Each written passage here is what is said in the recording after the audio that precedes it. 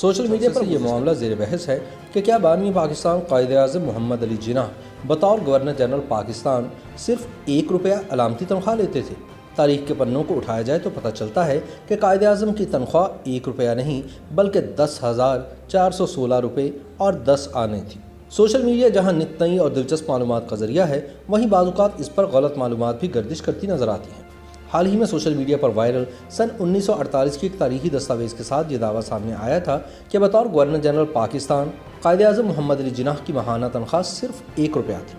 دستاویز منظر عام پر آنے کے بعد بطور گورنر جنرل پاکستان صرف 1 روپیہ تنخواہ کی وصولی پر عوام کی جانب سے حیرانی کا اظہار کیا جا رہا تھا، تاہم حقیقت اس کے بالکل برعکس ہے۔ تاریخی دستاویزات اور سیلری سلپس کا عمیق نظری سے مشاہدہ کیا جائے تو یہ بات عیاں ہوتی ہے کہ پاکستان بننے کے بعد ملک کے پہلے گورنر جنرل قائد اعظم محمد علی جناح کی تنخواہ 10,416 روپے اور 10 آنے تھی۔ چونکہ یہ بہت بڑی رقم تھی، اس لیے تنخواہ پر بھاری شرح سے انکم ٹیکس کے علاوہ سپر ٹیکس بھی لگایا گیا تھا، اور 6,000 روپے سے زیادہ ٹیکس کی کٹوتی کے بعد قائد اعظم کو 4,304 روپے اور 10 آنے تنخواہ کی مد میں ادائیگی کی جاتی تھی۔ قائد اعظم کی تنخواہ اور پے سلپ کے ڈاکیومنٹس پاکستان آرکائیوز میں موجود ہیں۔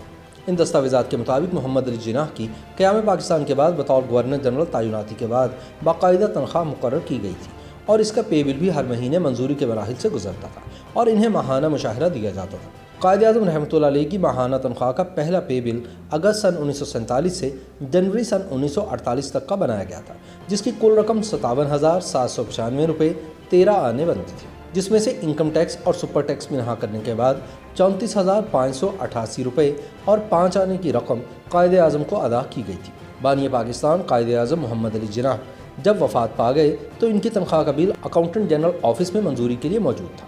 اس بل پر قائد اعظم نے 24 اگست سن 1948 کو دستخط کیے تھے۔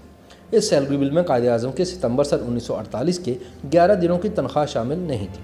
AGPR آفس سے مارچ سن 1948 سے جولائی سن 1948 تک ٹیکس کی مد میں منہا کی گئی رقم کا تمام حساب کتاب لگانے کے بعد قائد اعظم کے اگست سن 1948 کے بل سے ٹیکس کٹوتی نہیں کی، اور ان کی وصیت کے مطابق ان کی وراثت کو فاطمہ جناح اور نوابزادہ لیاقت علی خان کے حوالے کر دیا گیا۔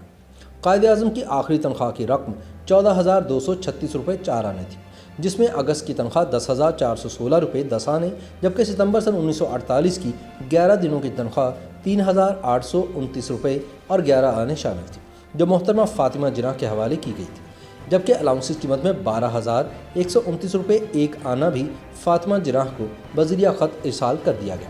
قائد اعظم بلا شبہ ایک عظیم لیڈر تھے۔ یہ ڈاکیومنٹ ان کی عظمت کو کم نہیں کر سکتا، لیکن ہمیں حقیقت کا علم ضرور ہونا چاہیے۔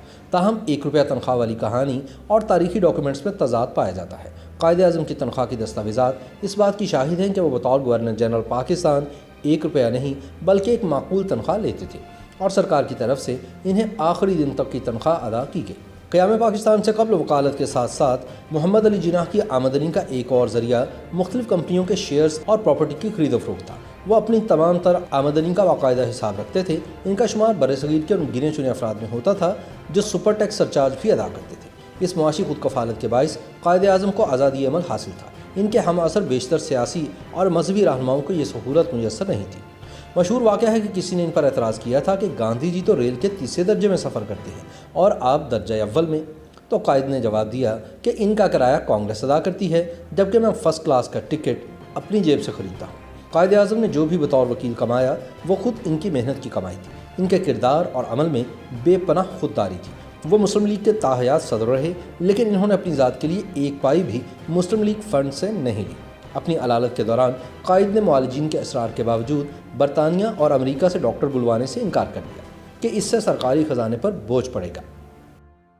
YouTube پر گوگلی نیوز دیکھنے کے لیے youtube.com کی سرچ بار میں googly news T V type کریں۔ گوگلی نیوز کے پیج پر سرخ رنگ کے سبسکرپشن والے بٹن پر کلک کرنا نہ بھولیے۔ YouTube پیج پر اپلوڈ ہونے والی ویڈیوز سے باخبر رہنے کے لیے بیل آئیکن پر کلک کیجیے۔ آپ کو ہر نئی ویڈیو کے بارے میں نوٹیفیکیشن موصول ہو جائے گا۔